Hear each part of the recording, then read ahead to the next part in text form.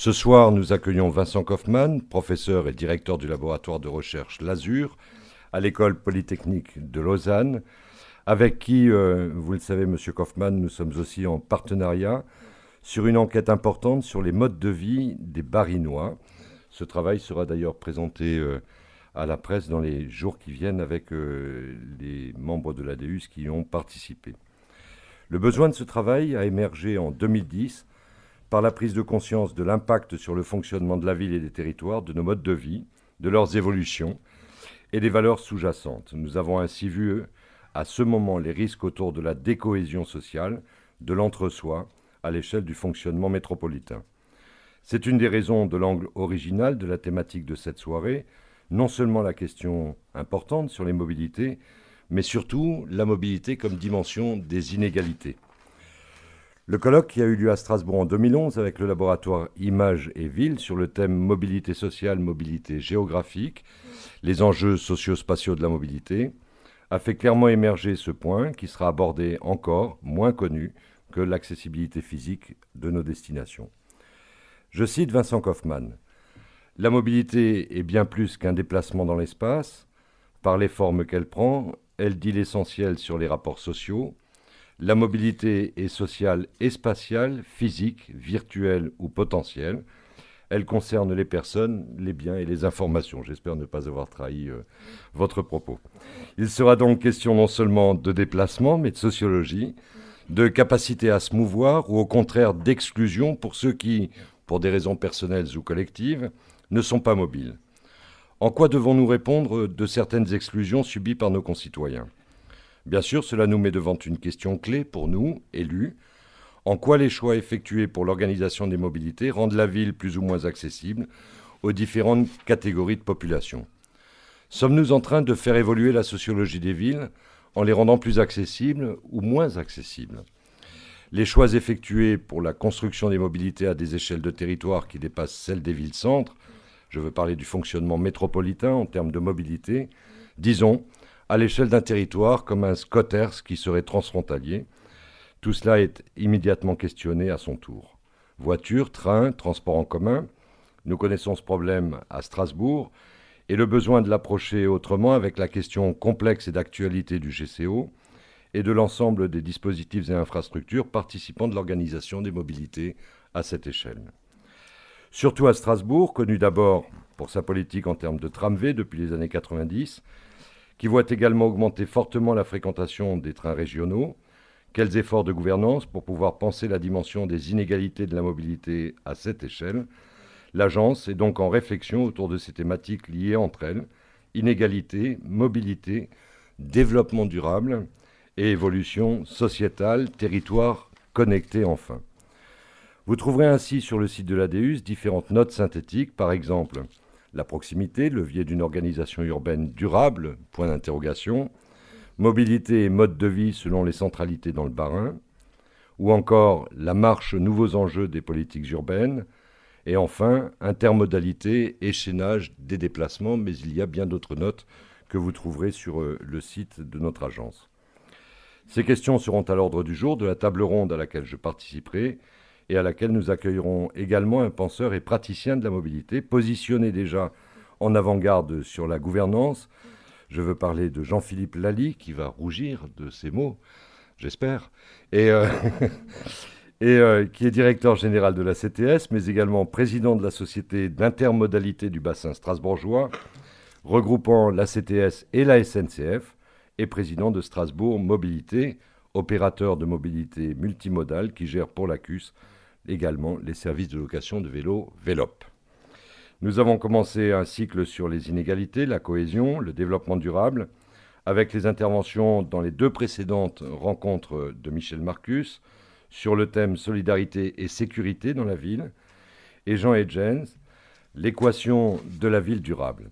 Je vous invite maintenant, Vincent Kaufmann, à nous apporter votre part très attendue, faut bien le dire, à ce débat, éclore en quelque sorte ce cycle-là de réflexion. Je vais essayer de ne pas vous endormir ou vous ennuyer avec des propos trop académiques. Moi, j'avais envie de vous raconter un petit peu de vous faire un propos en 3 temps. D'abord de revenir très vite sur les évolutions de la mobilité, pour déboucher sur une question qui est peut-être extrêmement banale, mais qui mérite, je crois, d'être posée. Qu'est-ce que la mobilité? Et puis ensuite de partir sur cette question mobilité et inégalité, et de terminer en arrivant sur les questions de gouvernance et d'action publique. Le tout, finalement, en essayant de vous donner un certain nombre d'éclairages à partir de recherches empiriques qu'on a menées ces dernières années au laboratoire de sociologie urbaine à l'EPFL à Lausanne. Donc il y aura des exemples. Il y aura des exemples suisses en particulier, mais pas que, je vous rassure tout de suite. Peut-être une piqûre de rappel, mais qui est d'une banalité extrême. On a vécu ces 50 dernières années ce que des chercheurs appellent un tournant de la mobilité, mais c'est peut-être un peu pompeux. On a assisté à une multiplication des possibilités de se déplacer, des possibilités qui se sont assez largement démocratisées, des possibilités de franchir l'espace, que ce soit par des moyens de transport ou par des moyens de communication à distance. Et ça a eu un impact sur les rapports sociaux, sur les sociétés qui est un impact assez considérable, un impact sur les ancrages spatiaux, sur l'insertion sociale, sur le monde du travail. On demande davantage de flexibilité, sur les identités. Finalement, notre rapport à l'espace et au monde s'est assez largement transformé sous l'effet de l'utilisation de ces potentiels de vitesse qui sont à notre disposition. Parallèlement à ces changements, finalement, on s'est progressivement rendu compte que les modèles explicatifs classiques des déplacements et de la mobilité sont un peu moins opératoires. C'est-à-dire que ces grands changements s'accompagnent peut-être de changements dans les patterns même de la mobilité. Alors je vous donne quelques exemples. Peut-être d'abord, pour commencer quand même avec un exemple helvétique, peut-être sur l'évolution des territoires. Voilà l'évolution entre 1970 et 2000 de la pendularité en Suisse. Donc la pendularité, c'est le fait de travailler dans une autre commune que celle dans laquelle on réside. Vous voyez qu'en 1970, la carte elle est bleu clair. En gros, il y a peu de pendulaires. Les taches rouges autour des grandes agglomérations, on a fait figurer tous les flux de plus de 50 personnes. Donc vous voyez, il y a des taches rouges, mais la carte elle est largement blanche. Et puis quand on est en 2000, eh bien vous voyez, les taches rouges elles se sont passablement étendues, et puis la carte elle est devenue bleue. Donc ça c'est peut-être c'est un constat de départ qu'on pourrait faire sur pratiquement tous les pays occidentaux, et qui montre que finalement notre rapport à l'espace a changé. C'est un peu pour illustrer ce tournant de la mobilité comme un petit peu point de départ de cet exposé. D'une certaine manière, la poupée russe des emboîtements territoriaux dans lesquels on a vécu jusqu'alors, où finalement la commune et le quartier étaient l'unité de base de la vie quotidienne, aussi l'unité de base de la démocratie, avec l'autonomie communale. Finalement, toute cette organisation institutionnelle est mise à mal aussi un peu par ces flux qui ne correspondent plus aux frontières des institutions. Donc cette poupée russe des emboîtements territoriaux éclate d'une certaine manière sous l'effet des usages qui se sont transformés, qui recomposent les centralités. Il est difficile désormais, simplement sur la base d'une carte, bien malin, la personne qui arrive à dire où s'arrête une ville. Maintenant, c'est pas du tout évident.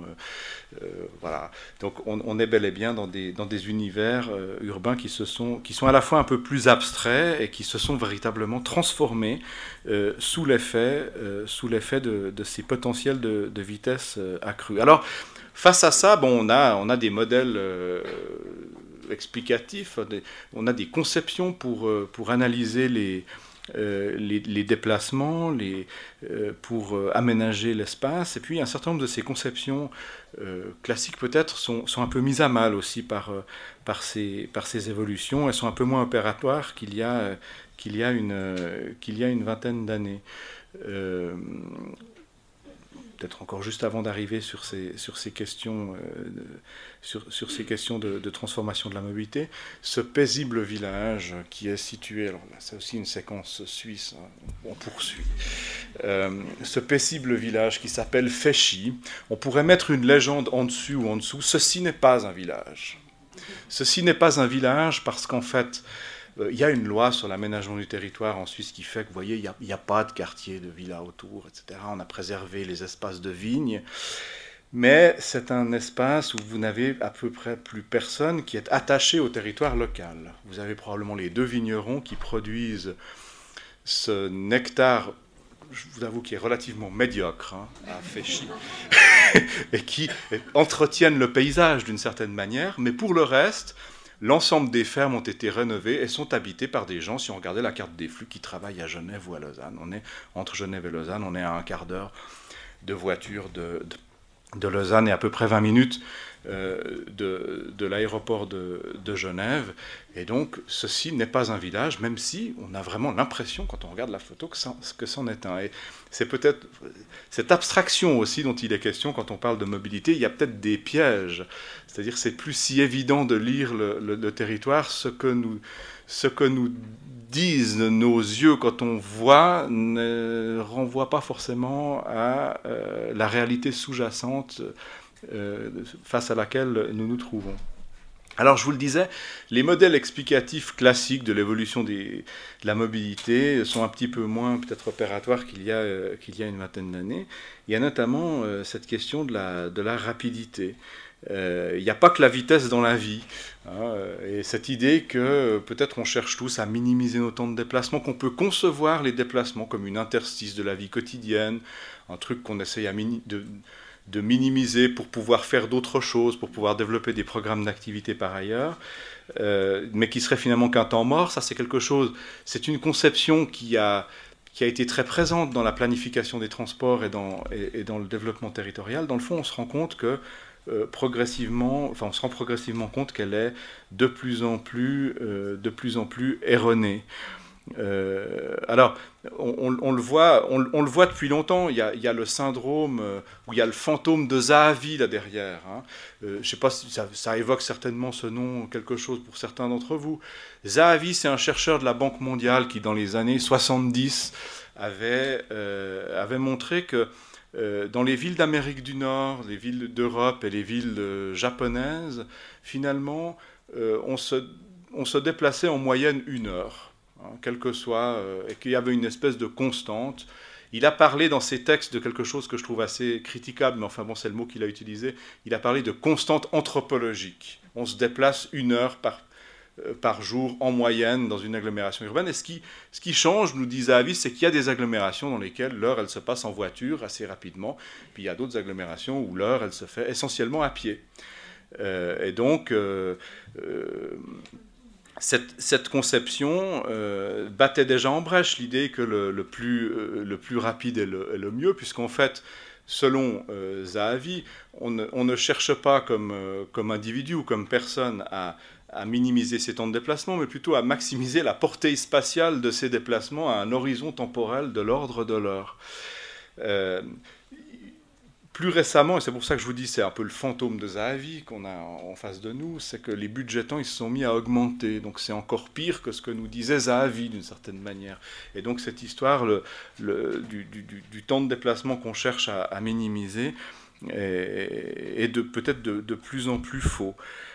Donc ça milite ça pour de nouvelles conceptions finalement du temps, de ce que c'est que se déplacer, de pourquoi est-ce qu'on utilise tel moyen de transport plutôt que tel autre. Ce d'autant plus que depuis 5 ou 6 ans, c'est le cas en France, mais on pourrait aussi parler de la Suisse, on pourrait parler de l'Allemagne, on pourrait parler de la Belgique, on assiste à une inflexion dans les pratiques modales. Tout d'un coup, l'utilisation de la voiture commence à baisser dans les villes.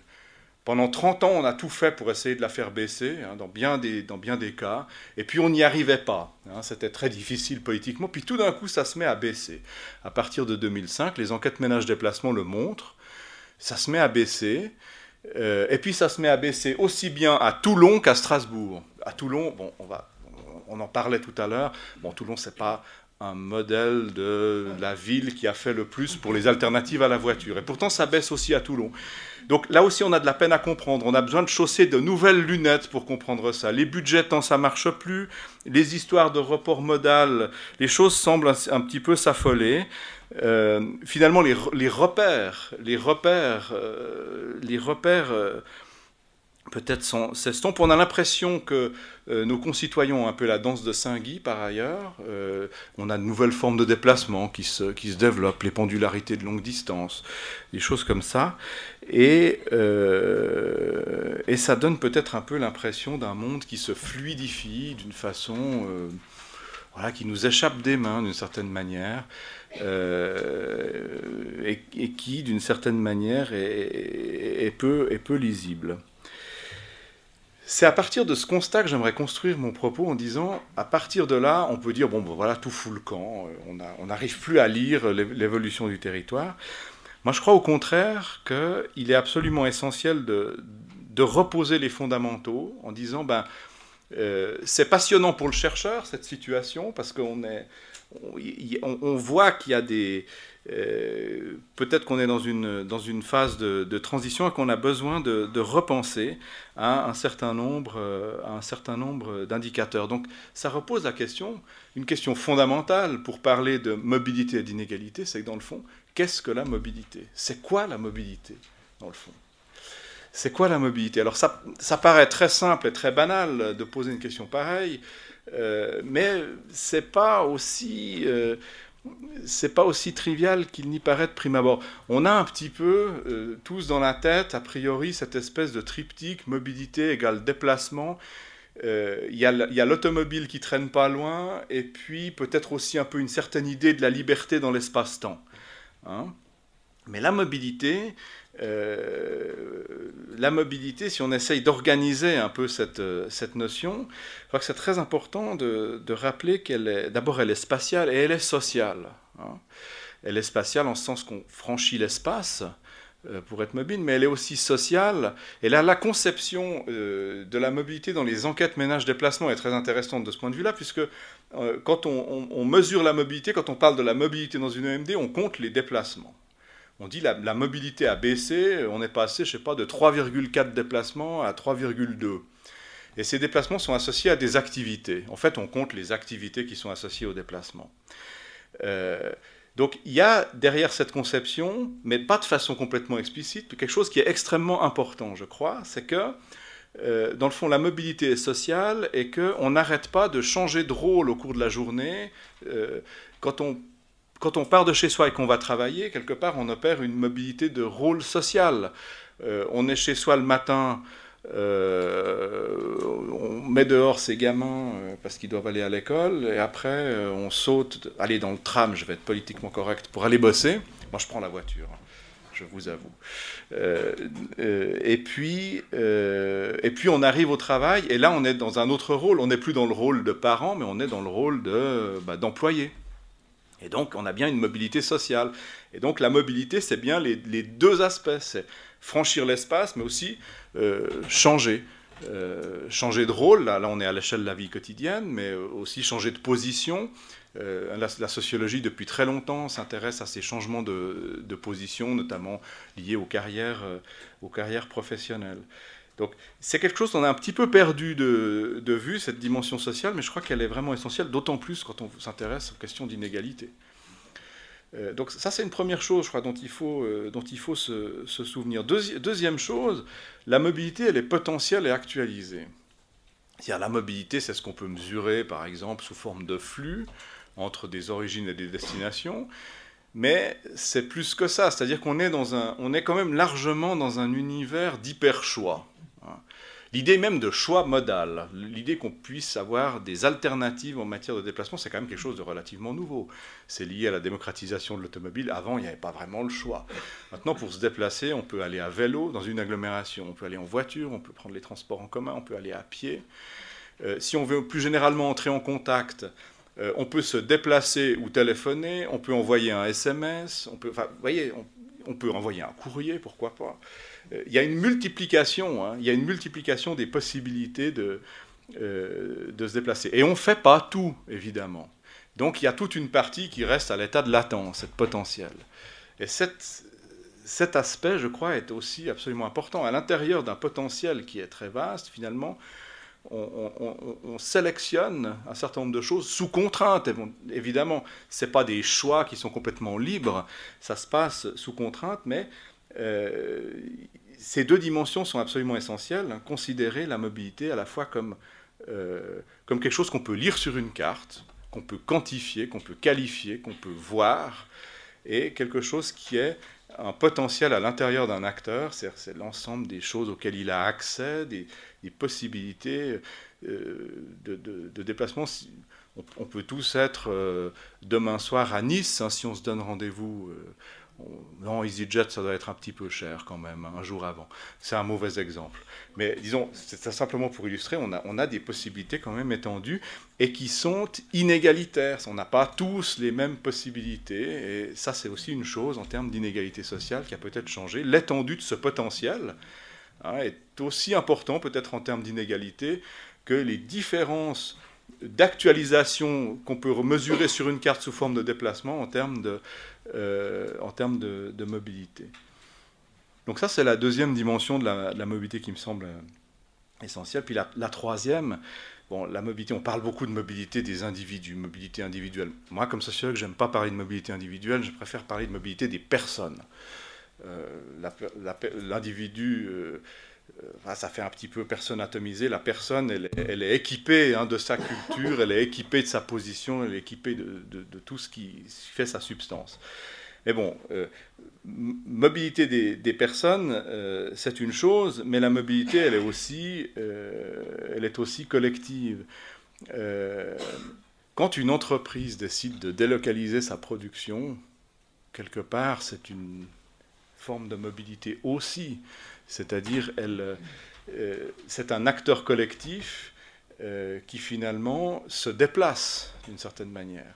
Et cet aspect est absolument essentiel aussi. Je le mentionne ici, on va pas énormément, je ne vais pas axer mon propos là-dessus, mais je pense que c'est aussi une dimension peut-être qu'on a un petit peu négligée. Alors là, je vous parlais d'une entreprise. Évidemment, le ménage à une autre échelle est aussi un acteur collectif qui dépasse la personne et qui doit aussi être considéré.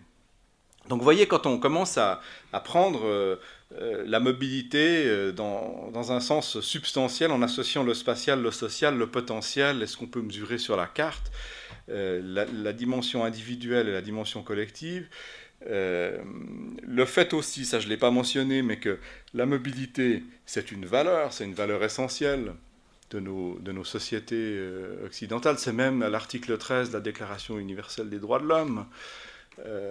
D'une certaine manière, la liberté de mouvement. Donc c'est quelque chose d'absolument... c'est pas une anecdote, c'est quelque chose d'absolument central dans notre société. Il est important, je crois, d'avoir une notion qui permet de travailler de façon précise ces différentes facettes pour que quand on travaille sur la mobilité, eh bien, on puisse développer des analyses qui sont un petit peu pointues. Alors, ce que je vous raconte là, je l'ai en particulier puisé dans deux vieux grimoires, hein, en termes d'inspiration, si vous voulez. Des choses très anciennes. Mackenzie, c'est un chercheur de l'école de Chicago des années 1920, et puis Sorokin, chercheur américain d'origine russe, également dans les années 1920, ça montre une chose, c'est que dans le fond, on a toujours l'impression que tout est nouveau, mais un certain nombre de ces conceptions, il faut aller les redécouvrir. Hein, que la mobilité soit sociale et spatiale, Sorokin le disait déjà en 1920. Et donc je crois qu'il y a simplement, peut-être ça prend une autre couleur, parce que les sociétés ont changé. Et il est important d'aller rechercher peut-être ces vieux grimoires. Alors peut-être deux idées dans ces vieux grimoires. Après, je vous rassure, on arrivera sur des données concrètes. Hein. Mais deux données quand même issues de ces vieux grimoires. Mackenzie nous dit en 1927, il propose une opposition entre la mobilité et la fluidité. Il dit, dans le fond, il travaille sur le franchissement de l'espace et le changement social. Puis il dit, dans le fond, Quand quelqu'un va travailler, on peut dire que c'est de la mobilité parce qu'il y a à la fois du franchissement de l'espace et du changement de rôle. Mais il y a des déplacements qui m'embêtent, nous dit-il. Il y a des déplacements qui m'embêtent parce qu'il y a des déplacements dans l'espace où il n'y a pas de changement de rôle. Par exemple, il donne l'exemple de quelqu'un qui descend en bas de son immeuble à Chicago, puis qui va s'acheter un paquet de cigarettes et qui remonte chez lui. Il dit ça, voilà, c'est une micro-activité, et il qualifie ça, il dit c'est pas de la mobilité, c'est de la fluidité. Il n'y a que du franchissement de l'espace là-dedans. Il y a essentiellement du franchissement de l'espace. Donc vous voyez, une idée comme ça, alors Mackenzie dit la mobilité c'est social et spatial, puis quand il n'y a pas le social, ça m'embête. Actuellement, cette idée, elle est très très moderne, quelque part. Pensez à la figure du businessman, qui passe d'hôtel en hôtel à travers le monde, qui a son abonnement dans une chaîne d'hôtels, il est toujours dans le même univers, il négocie en anglais, je sais pas, des contrats pour son entreprise, il est quelque part toujours dans le même rôle. Il n'est pas très mobile d'un point de vue social, et pourtant il franchit énormément d'espace. Donc on est dans un monde où il y a une certaine déconnexion entre ces deux réalités. Et c'est intéressant d'aller relire Mackenzie à la lumière de ces évolutions-là. C'est pour ça que je vous le propose ici. Sorokin, il développe une opposition qui est aussi tout à fait intéressante par rapport aux questions qu'on se pose peut-être actuellement sur la mobilité.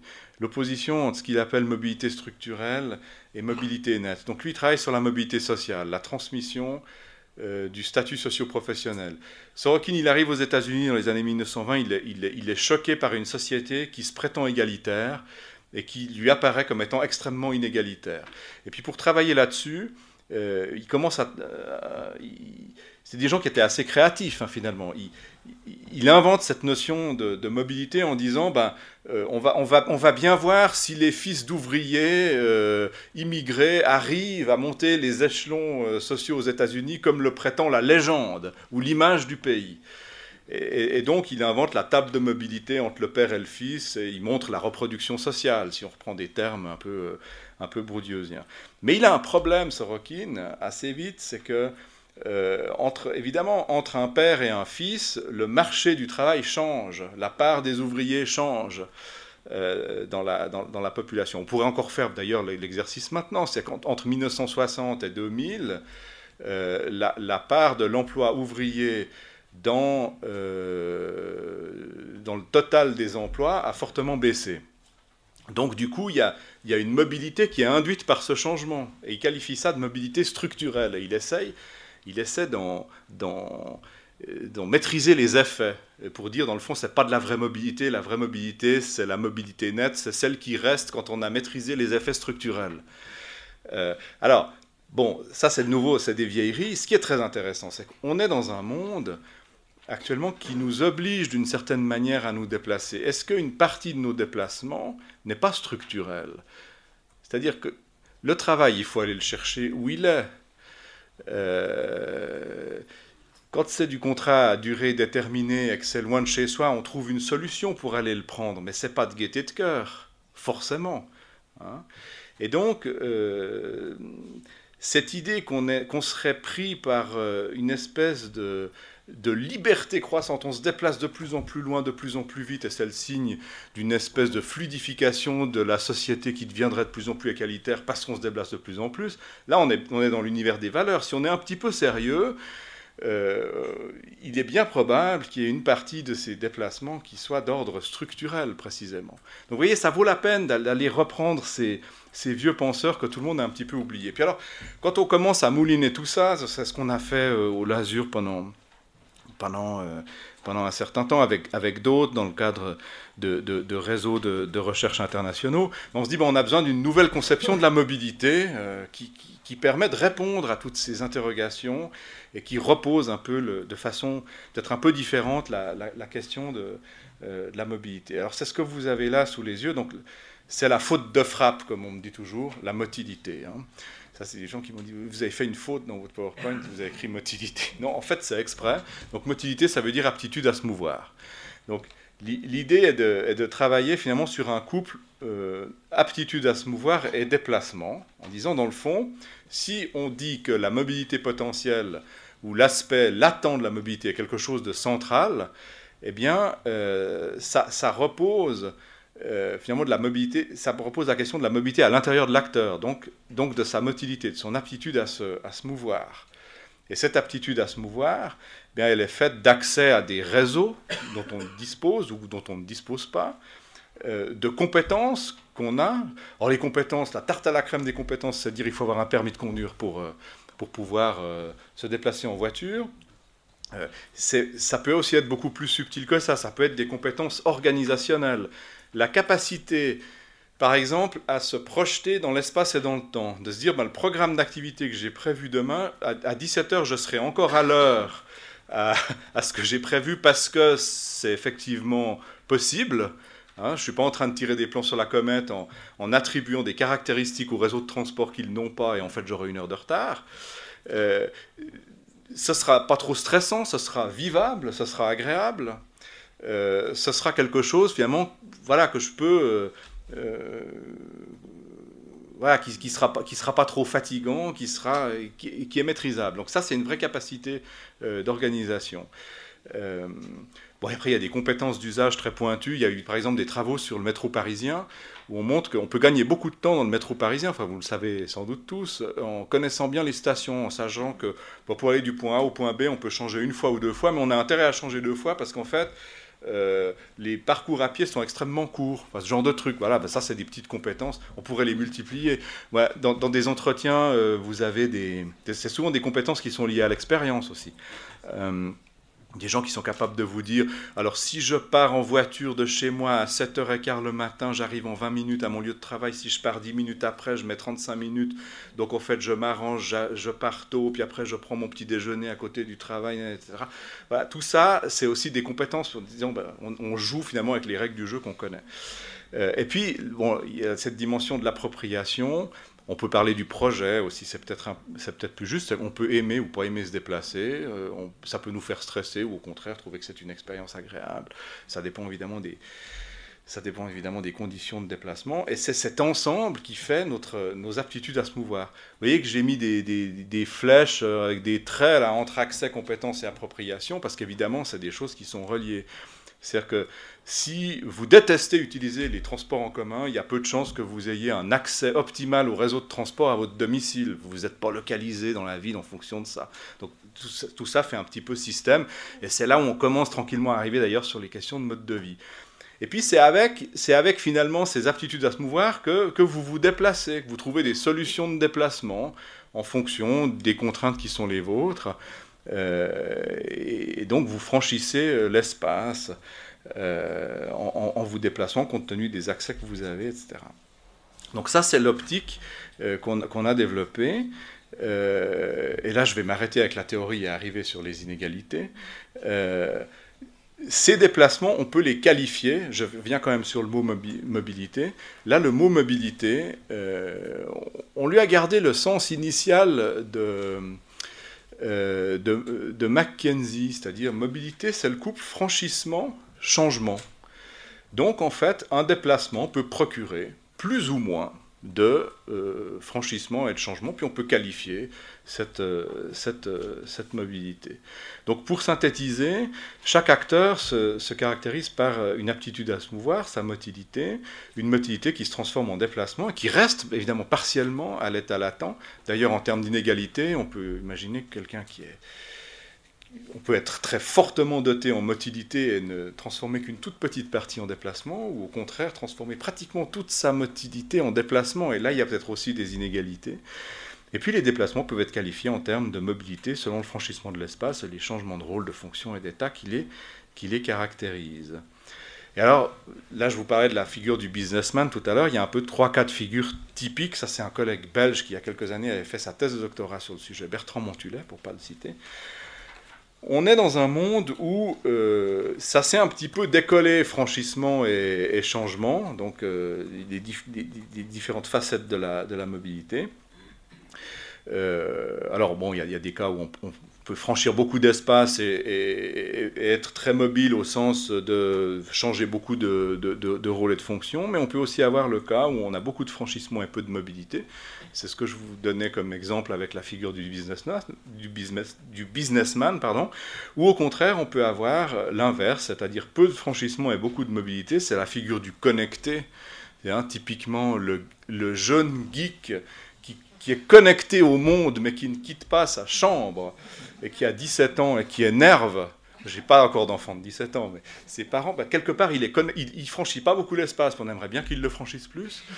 Mais quelque part, il a une certaine mobilité, tout en étant immobile. Et ça, c'est... Bon, voilà. Donc, vous voyez que cette notion, elle permet, cette notion, ce jeu, mobilité, motilité, déplacement, permet finalement de travailler sur ces articulations, et ça enrichit la discussion. Alors, qu'est-ce qui se passe quand on prend cette lunette-là et qu'on aborde les logiques d'action qui sous-tendent les pratiques modales, les déplacements de la vie quotidienne, etc.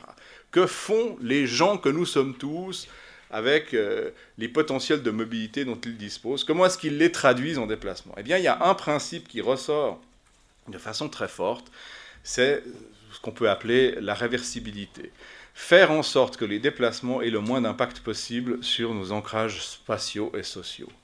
Et ça, c'est quelque chose qui ressort de façon extrêmement flagrante. On le voyait déjà un petit peu dans la loi de Zahavi. C'est l'idée, si je trouve du boulot à 150 km de chez moi, si j'ai la possibilité, sans que ça coûte trop cher, de faire des allers-retours et que ça ne prenne pas trop de temps, je vais le faire. Donc, quelque part, si vous voulez, c'est ça la réversibilité, c'est de se dire, je change le moins de trucs possible, mais j'essaie de me déplacer. Compte tenu des contraintes qui sont les miennes, et c'est particulièrement le cas pour le motif travail. D'une certaine manière, nous n'avons jamais été aussi sédentaires, mais nous nous déplaçons de plus en plus. Ça, c'est une chose. Je n'ai pas vu les statistiques françaises, mais en Suisse, les déménagements entre cantons, les cantons, c'est tout petit en Suisse, c'est quoi, c'est 30 km², quoi.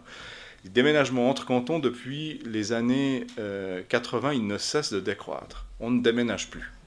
On déménage de moins en moins.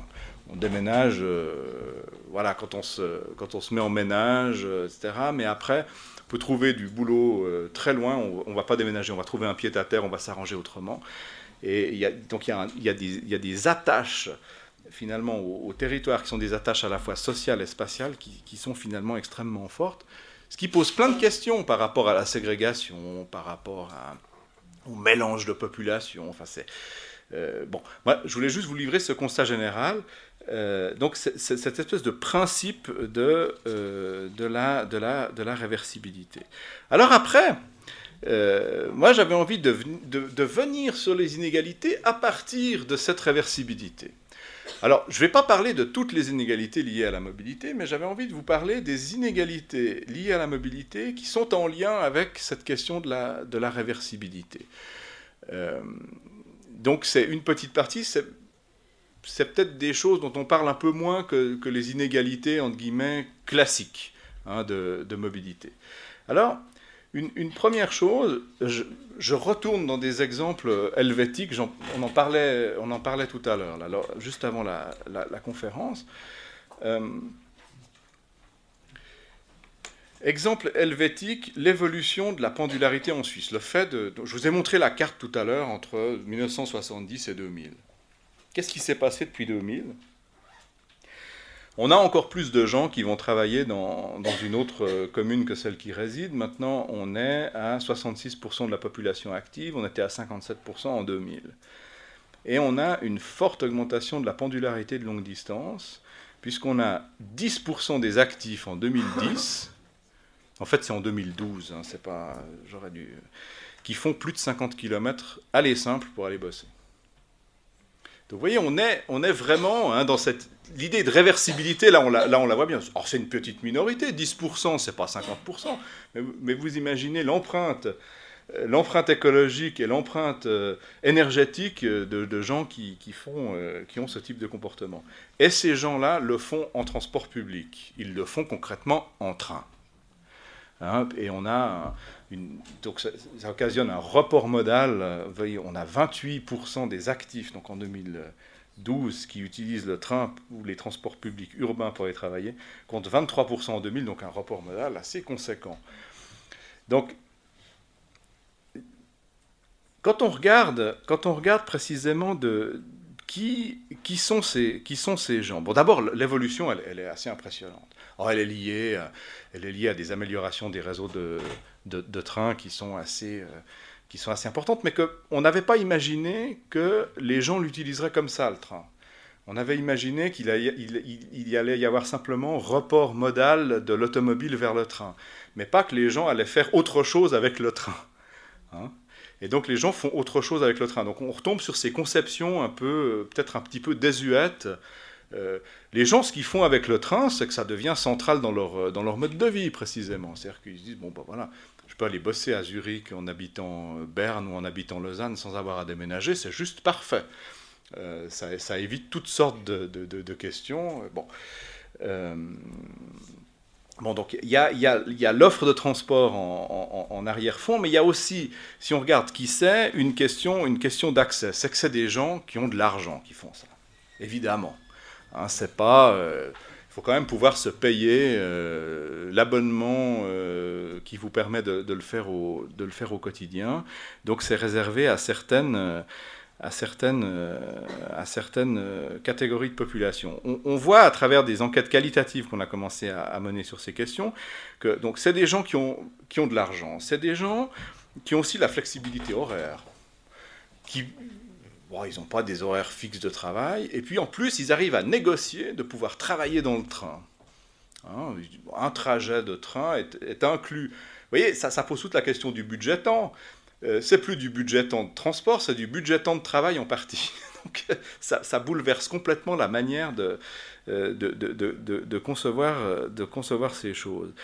Et on se rend compte, à la lumière de ces évolutions, quand on commence à tirer les fils, qu'on commence à avoir en Suisse, mais on l'a aussi dans d'autres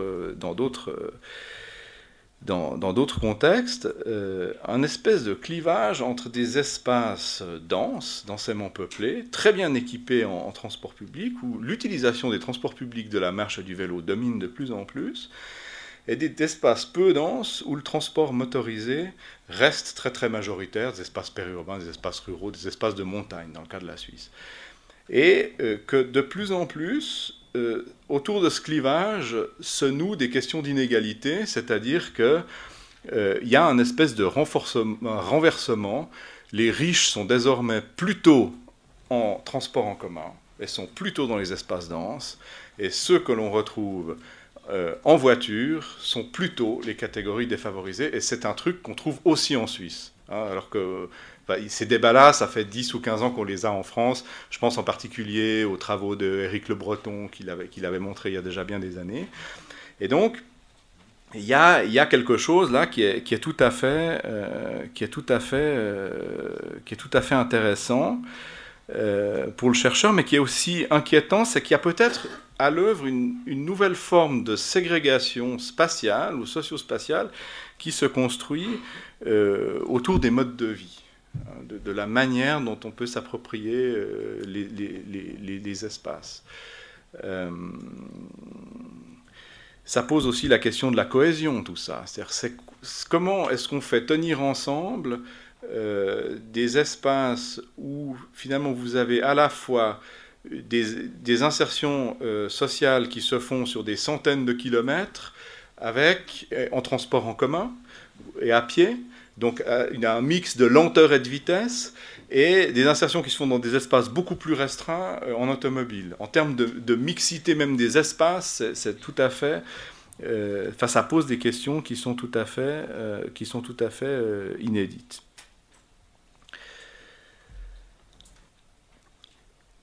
À partir de là, je voulais revenir sur des données françaises issues de l'OMD très très rapidement. Il y a 2 ans, avec un collègue du CERTU qui entre-temps a pris sa retraite, Jean-Marie Guidez, on a repris 19 enquêtes ménage-déplacement, et notamment le volet opinion, qui comprend un certain nombre de questions qui permettent de mesurer les dispositions à l'utilisation des différents moyens de transport, pour voir comment ça avait évolué en France depuis les années 90. Donc le but était de mesurer les dispositions à l'utilisation des différents moyens de transport, d'explorer comment les attitudes et images des moyens de transport se traduisaient en pratique, puis de voir s'il y avait des liens avec l'action publique. Voilà la carte des 19 OMD qui ont été traités.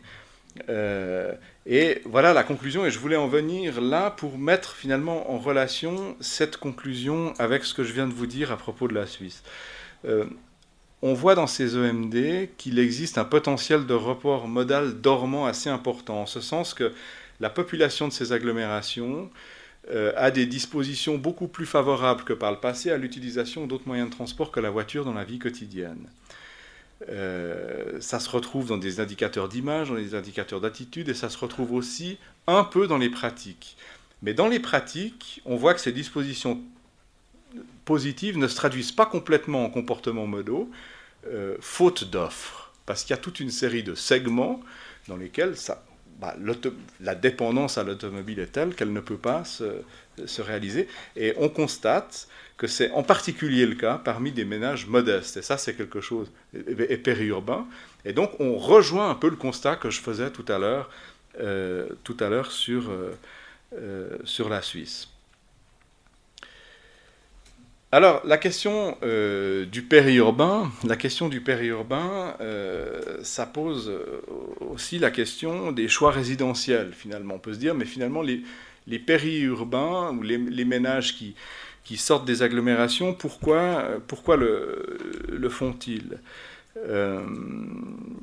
Et là, il y a un clivage quand même assez net entre les villes-centres et le reste des territoires, et on constate des arbitrages qui sont parfois étonnants de la part des ménages, et qui renvoient de nouveau à ces inégalités en termes de motilité et en termes d'accès finalement au territoire. Là, vous avez deux cartes qui représentent la ségrégation dans l'agglomération lyonnaise et dans l'agglomération de Zurich. J'ai pris Lyon et Zurich parce que c'est deux agglomérations de taille comparable. C'est issu d'une recherche qu'on a menée il y a quelques années sur la périurbanisation et la ségrégation. Alors, les communes qui sont en bleu sont les communes pauvres. Vous avez une surreprésentation de ménages à faible capacité économique. Les communes rouges, c'est l'inverse. Donc, si on en reste à ces deux zones, vous voyez que les communes grises, autre chose importante, les communes grises sont les communes où vous avez un mix de population très proche de la moyenne de la région urbaine considérée. Donc on peut dire qu'il y a une certaine mixité de population. Donc vous voyez déjà qu'à Zurich, il y a beaucoup plus de communes grises en nombre absolu qu'à Lyon. Ensuite, quand on regarde les zones bleues et les zones rouges, on voit sur Lyon une grande zone rouge et une grande zone bleue. Et puis à Zurich, c'est plus à Fleuret-Moucheté. Il y a des communes rouges, il y en a un peu partout dans l'agglomération, il y en a une concentration le long du lac, mais quand même, et puis surtout les communes bleues, il y en a aux quatre coins, les communes pauvres, il y en a un peu partout. C'est donc des formes de ségrégation, de spatialisation dans des catégories sociales qui sont assez différentes. Le cas de Lyon génère de la périurbanisation lointaine. C'est-à-dire que quand vous êtes ménage de classe moyenne, disons avec un revenu moyen, que vous avez à la limite envie de rester dans l'agglomération urbaine, vous avez envie d'être propriétaire. Le choix que vous avez est de devenir propriétaire dans une zone bleue ou de partir plus loin. Et dans ce cas-là, bien souvent, vous partez plus loin. À Zurich, ça se pose différemment, les zones bleues étant beaucoup plus petites, l'échelle de la ségrégation est différente, la stigmatisation des quartiers ne se fait pas de la même manière, donc toute la question de la réputation scolaire, de toutes ces histoires, ne se pose pas comme ça, et donc vous allez beaucoup plus rester dans la zone agglomérée si vous le souhaitez. Ce que je veux dire par là, c'est qu'on est pris dans des espèces de cercles vicieux, où quand la ségrégation sociale est importante dans une agglomération, ça pousse des ménages de classe moyenne inférieure à sortir de l'agglomération et à aller loin, dans des espaces qui sont desservis essentiellement par l'automobile, et donc ils se retrouvent doublement pénalisés à cause de ce que je vous montrais avant, c'est-à-dire que les espaces urbains de qualité ne se développent pas autour de l'automobile et l'accès à la ville devient plus difficile avec ce moyen de transport, et donc on a cette question du clivage par les modes de vie. Donc on a finalement, vous voyez, des dynamiques d'inégalité, vous voyez, où il y a des effets de renforcement, mais où finalement la motilité est toujours un outil. Hein. Tout ce que je vous raconte là, finalement, ça part de la manière dont les ménages eux-mêmes conçoivent leurs choix et les contraintes et font des arbitrages. Je vous donne un dernier exemple. Alors là, sur l'accès au centre-ville en automobile. Alors c'est des données, on revient en Suisse, à Zurich et à Berne. Deux agglomérations qui, dans les années 90, ont passablement serré la vis au niveau de l'accès automobile à leur centre urbain. Mais ils s'y sont pris d'une manière différente. À Zurich, on a agi par le pognon, c'est-à-dire que voulez-vous garer au centre-ville de Zurich, bah, ça vous coûtera 7 ou 8 euros l'heure. Vous pouvez y aller, il n'y a pas de problème. Mais ça vous coûtera beaucoup d'argent. À Berne, la technique utilisée est différente, ça a été de généraliser la zone bleue, donc la zone... Les zones de stationnement limitées dans le temps, en maintenant la gratuité, mais en ayant un contrôle extrêmement de type Europe du Nord, on va dire, pour aller très vite. Je parle sous le contrôle de Patricia Gou. Vous allez à Berne, vous êtes à peu près sûr que... ne vous garez pas 4 heures sur une zone 1 heure et demie, vous avez la bûche, quoi. Et puis ce sera difficile de faire sauter le PV. Donc, voilà, ça c'est... Mais si vous regardez l'évolution de la fréquentation du centre par différentes catégories de population, là c'est en odd ratio, rapport des chances. C'est-à-dire que c'est par rapport à la moyenne de l'ensemble de la population. Vous voyez que à Zurich, les cadres supérieurs, en proportion de la population qui se rend au centre, passent entre 1994 et 2000 de 118 à 148. Donc, on a effectivement une augmentation, alors qu'à Berne, vous avez l'effet inverse. C'est-à-dire qu'à Berne, pendant cette période, il y a même du stationnement payant qui a été converti en zone bleue. Et donc, vous avez au contraire un nivellement. Et on le voit très bien, vous voyez, différentes catégories sociales d'actifs, employés, cadres intermédiaires, indépendants ou cadres sup, ont des odd ratios qui sont très très proches en termes de fréquentation du centre, ce qui n'est pas du tout le cas, à Zurich. Donc, ce que je voulais dire par là, et ça permet de faire le lien avec la deuxième partie de mon exposé sur les inégalités que je voudrais plus lier à l'action publique, c'est que l'accès au centre-ville en voiture, dans un contexte où finalement on ne dessert pas l'ensemble du territoire par les transports en commun et où les populations les plus pauvres sont loin, eh bien c'est un enjeu en termes de mixité, et notamment en termes de mixité de fréquentation du centre. Et que d'utiliser les gros outils lourds, hein, de l'argent, de faire payer très cher, etc., eh bien ça a des effets de renforcement encore de la ségrégation. Alors ça suppose évidemment, si on prend le modèle bernois, qu'on est capable d'effectuer un contrôle, ce qui n'est pas du tout évident. Donc je ne vous dis pas ça en disant c'est forcément transférable, en vous disant simplement il y a des enjeux, et on voit quand on essaye de mesurer les effets que ça a sur la fréquentation, vous voyez que ce n'est pas du tout anodin, alors qu'on pourrait se dire dans les deux cas c'est une politique de restriction du stationnement, point barre. Non, la méthode est très différente. Donc j'en arrive tranquillement à la question de l'action publique en disant, mais bon, par rapport à tous ces phénomènes, la ségrégation, ces modes de vie qui se spatialisent en fonction de l'automobile versus des autres moyens de transport, les inégalités qui sont associées à tout ça, le fait que les gens sont assez créatifs avec les nouvelles offres, que quand on leur offre du transport public ferroviaire de qualité, Ils font des choses un petit peu incontrôlables avec, pour peu qu'il y ait des abonnements à bas coût. Voilà, finalement, qu'est-ce qu'on peut faire pour bien faire? Et je voulais terminer avec ça en illustrant mon propos avec trois recherches très rapidement. Alors la première, là vous avez un tableau qui est issu d'une thèse, c'est le dispositif d'enquête d'une thèse qui a été réalisée par Anja Maxime, qui était doctorante au laboratoire de sociologie urbaine de l'IPFL, et qui a travaillé sur la mobilité de personnes en situation de vulnérabilité par rapport à la mobilité.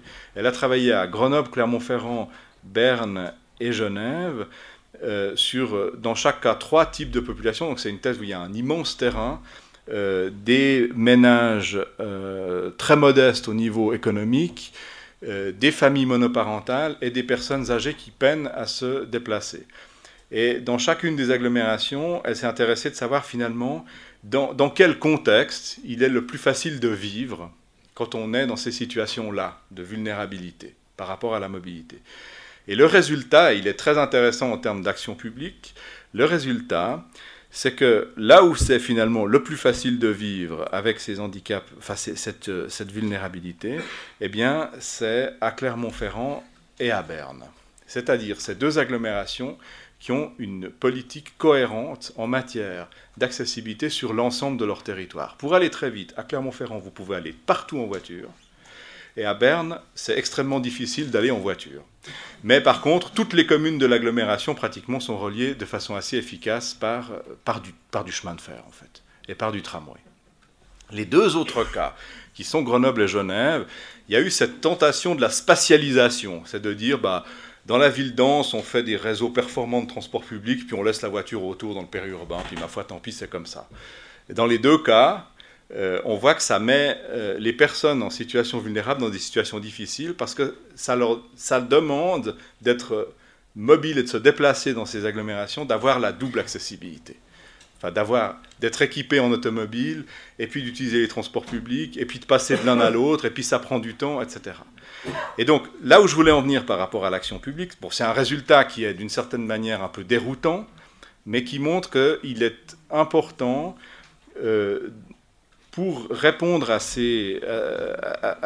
aux questions que j'ai essayé d'adresser en matière d'inégalité et de mobilité, d'avoir une politique qui est unique sur l'ensemble d'une aire urbaine. C'est-à-dire qu'on n'ait pas pour ambition de faire une politique différente dans le centre et dans la périphérie.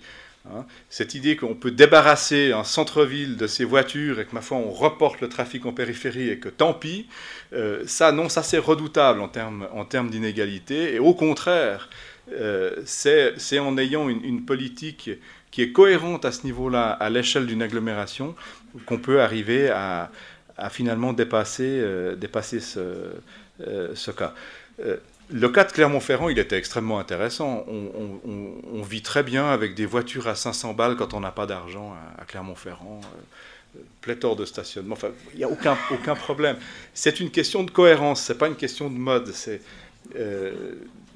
Voilà, sur l'ensemble d'un territoire, la voiture est un moyen qui, à Clermont-Ferrand, permet d'aller à peu près partout. Donc, cette question de la cohérence est le premier point sur lequel je voulais revenir. Deuxième recherche et deuxième aspect que je vais illustrer avec cette carte, c'est une recherche que certains d'entre vous connaissent bien, c'est la thèse de doctorat de Marie-Paule Thomas, qui a travaillé sur les modes de vie dans l'agglomération lausannoise et dans l'agglomération bernoise, et qui montre que finalement... le territoire des agglomérations de Lausanne et de Berne offre des potentiels d'accueil assez différenciés au mode de vie. En gros, à Berne, à l'extérieur, Berne offre un potentiel d'accueil à des modes de vie différents beaucoup plus large. C'est-à-dire que vous pouvez... Des combinaisons comme j'aimerais pas être dépendant de l'automobile, mais j'aimerais habiter à l'extérieur de l'agglomération, proche d'espaces verts, dans un milieu pas trop dense, c'est possible. Ça existe. C'est-à-dire, mais c'est lié à un réseau de chemins de fer périurbains extrêmement performant avec, depuis une quarantaine d'années, la volonté de faire d'articuler le développement périurbain autour de noyaux villageois. Bon. À Lausanne, on est dans une politique qui est beaucoup plus celle que je décrivais à propos de Grenoble ou de Genève tout à l'heure, c'est-à-dire la ville-centre se barricade contre l'automobile, et puis autour, bah voilà, ma foi, donc du coup, d'abord il y a un effet de repoussoir, quand personne n'a envie d'aller habiter certaines communes, comme Écu-Blanc, comme Chavannes à Lausanne, parce qu'en fait c'est des lieux essentiellement de nuisance où vous vous retrouvez... C'est rocade routière, même s'il n'y a pas que de l'habitat collectif. Hein. Et puis, il y a des combinaisons de modes de vie qu'on ne peut tout simplement pas développer. Et alors, c'est un peu illustré sur cette double carte. Sur la partie gauche, vous avez Lausanne. Et c'est une carte isochrone. C'est-à-dire qu'on a pris, donc dans l'enquête que Marie-Paul a menée, on a travaillé notamment on a travaillé sur des espaces, des communes périurbaines, des communes de banlieue et des communes et des quartiers urbains centraux. Là, je vous ai mis l'exemple des cartes isochrones pour les communes périurbaines. La commune périurbaine en question, elle est tout en haut là-bas, vous voyez, là, on n'arrivait pas à tout mettre sur un seul slide. Donc, vous avez le trait bleu, le premier, c'est l'accessibilité, transport public plus marche à pied à 25 minutes, le trait violet à 30 minutes. Vous voyez qu'en 30 minutes, quand vous habitez là-bas, ça s'appelle Vufflan-le-Château. À Vufflan-le-Château, ben, vous avez accès au village de Vufflan-le-Château, puis vous arrivez, si vous prenez le train, parce qu'il y a quand même un train pas trop loin, vous arrivez jusqu'à la gare de Renan, c'est en 30 minutes.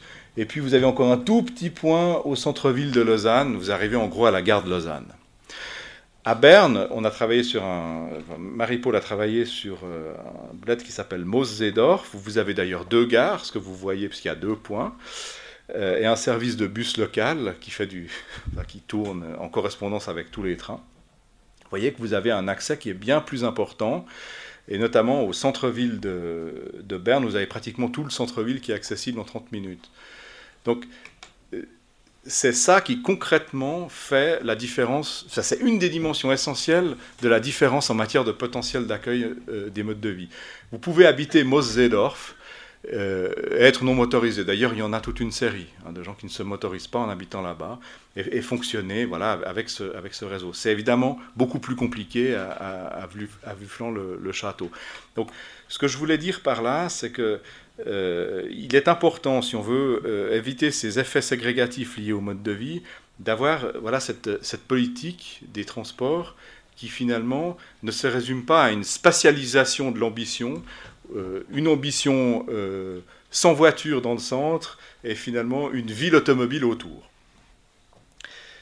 Donc, le premier point de tout à l'heure, hein, c'était la cohérence territoriale. Ici, c'est finalement mener une politique d'urbanisme des modes de vie qui dit, dans le fond, le but, c'est qu'on arrive à avoir des potentiels d'accueil qui permettent d'accueillir des gens différents sur un même territoire, et notamment des gens qui,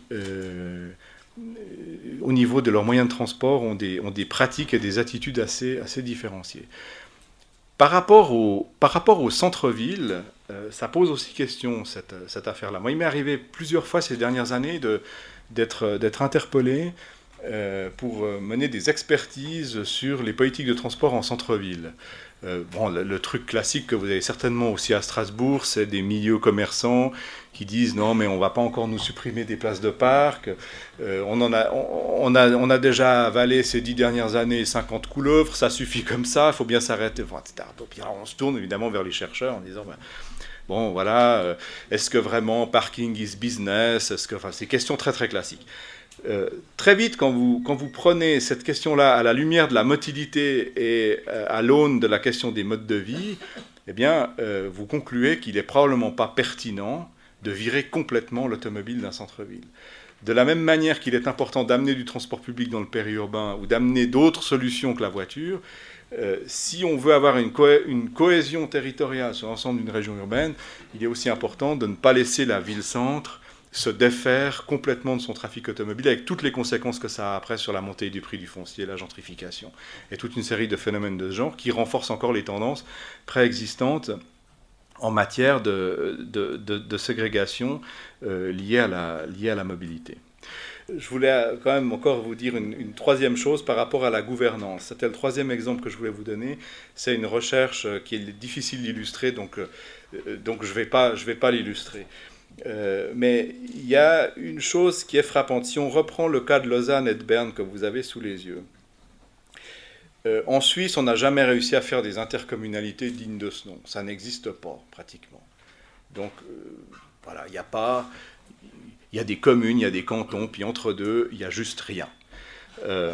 Non, mais il n'y a pas de niveau intermédiaire, ça fait 30 ans qu'on en parle, ça pose toutes sortes de problèmes, c'est aussi lié à la démocratie directe. Bon, bref. Là où je voulais en venir, c'est que cette absence n'a pas empêché de mener des politiques très cohérentes à l'échelle d'agglomération. Et en fait, c'est lié à des cultures politiques locales. À Lausanne, il y a une culture de la confrontation qui est peut-être proche de ce qu'on connaît en France parfois. À Berne, il y a beaucoup plus une culture politique de la coopération et du consensus. Finalement, la carte que vous avez sous les yeux, ici, avec ces hygrochrones depuis la périphérie périurbaine, elle illustre assez bien ça. C'est-à-dire que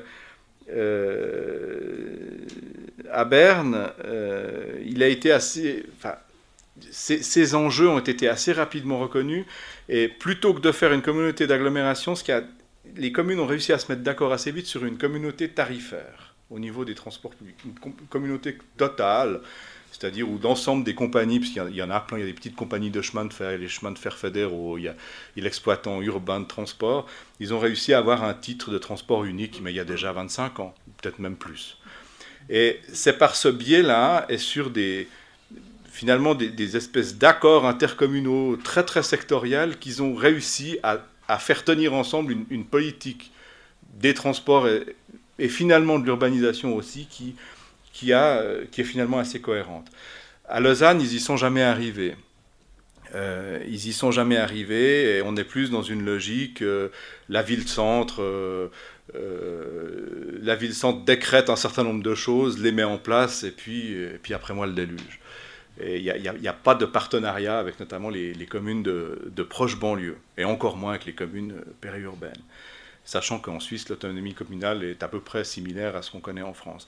Donc je voulais insister sur ce point en disant, dans le fond, les questions de gouvernance, ce n'est pas qu'une question d'institution supracommunale, c'est beaucoup une question de culture politique et d'aptitude à coopérer, ce qui suppose, pour reprendre un gros mot de politologue, d'avoir une vision commune des choses, ou d'avoir un référentiel commun. Et construire cette culture commune et partager un savoir commun, parce que dans le fond, dans une région comme celle de Berne, c'est une région urbaine, tout le monde est dans le même bateau, qu'il habite le périurbain ou la ville-centre, d'une certaine manière. Et les enjeux sont un petit peu similaires pour toutes les communes. Après, il y a des questions de redistribution des richesses, etc. Mais bon, ils sont arrivés à finalement des accords assez originaux en partant de ces communautés tarifaires parce qu'ils avaient cette vision commune. Et ça me semble être politiquement quelque chose d'intéressant. Enfin, je vous le livre. J'arrive à ma conclusion qui vous faisait rire. Méfie-toi de tes désirs, tu pourrais être exaucé. Je reviens pour finir sur le constat que je faisais tout à l'heure à propos du transport public en Suisse, où finalement, 10% des gens travaillent dans une autre agglomération et ils vont en train, et puis les chemins de fer, tout le monde prend le chemin de fer, le taux d'utilisation du fer doit être en Suisse à peu près le plus élevé au monde après le Japon, donc on peut s'auto-congratuler en disant c'est génial, on fait une politique superbe, etc. Bon. Donc la promotion des transports publics semble porter ses fruits. Le problème, et c'est là où je voulais en venir, c'est que c'est pas du tout comme ce qu'on avait imaginé. C'est-à-dire qu'on avait imaginé que ça se passerait dans un cadre local et que ça allait être du simple report modal. Si on poursuit les tendances actuelles, on aura bientôt plus d'1 million de pendulaires supplémentaires qui utiliseront les transports publics, et ce système de transport public, il ne peut pas supporter ça. Et donc, je voulais terminer avec ça en disant l'enfer est pavé de bonnes intentions, c'est-à-dire il ne faut pas être naïf et les gens sont très créatifs avec ce qu'on leur offre, ce qu'on leur offre en matière de potentiel de transport. Et actuellement, le débat en Suisse, c'est peut-être des débats que vous avez aussi ici, c'est que en bonne logique, l'opérateur ferroviaire principal, donc les chemins de fer suisses, dit ben voilà, on a 10% d'augmentation de notre clientèle par année depuis 10 ans, donc on est bientôt à saturation. Donc pour pouvoir répondre à la demande, il va falloir doubler les services, passer à une trame de base au niveau ferroviaire. On est à un cadencement à la demi-heure, il faudrait passer au quart d'heure. Et pour passer au quart d'heure, eh bien, il nous faudrait à peu près 5 milliards de francs suisses, donc à peu près 4,2 milliards d'euros. Sinon, c'est l'infarctus, hein, comme vous voyez. C'est-à-dire qu'à un moment, on n'arrivera plus à absorber la demande. Il est urgent, je crois, de penser les choses autrement et de sortir de cette espèce de fuite en avant qui coûte extrêmement cher pour finalement pas grand-chose. Et je voulais terminer avec ça en disant, dans le fond, il y a des outils de régulation qu'on a peut-être négligés ces dernières années. Alors il y a évidemment la question de l'argent, du prix, mais ça on a vu que c'était assez dangereux parce que ça peut même renforcer des effets préexistants. Il y a aussi la question du temps, parce que dans le fond, toutes ces évolutions qu'on met en évidence, le temps est absolument central dans ces évolutions. Et il est peut-être temps, et ça c'est la position que j'ai prise récemment, alors plus comme citoyen que comme chercheur, en disant, mais peut-être qu'au lieu de tout le temps augmenter les vitesses du réseau de transport public, il faut peut-être les réguler autrement. L'enjeu, c'est peut-être pas d'aller vite d'un centre à l'autre. L'offre équivalente TER, elle devrait peut-être être configurée un petit peu différemment, et on peut sans doute réguler ces flux en utilisant les temps de déplacement. Il serait dommage de faire la même chose avec les transports publics que ce qu'on a fait pendant 50 ans avec la voiture.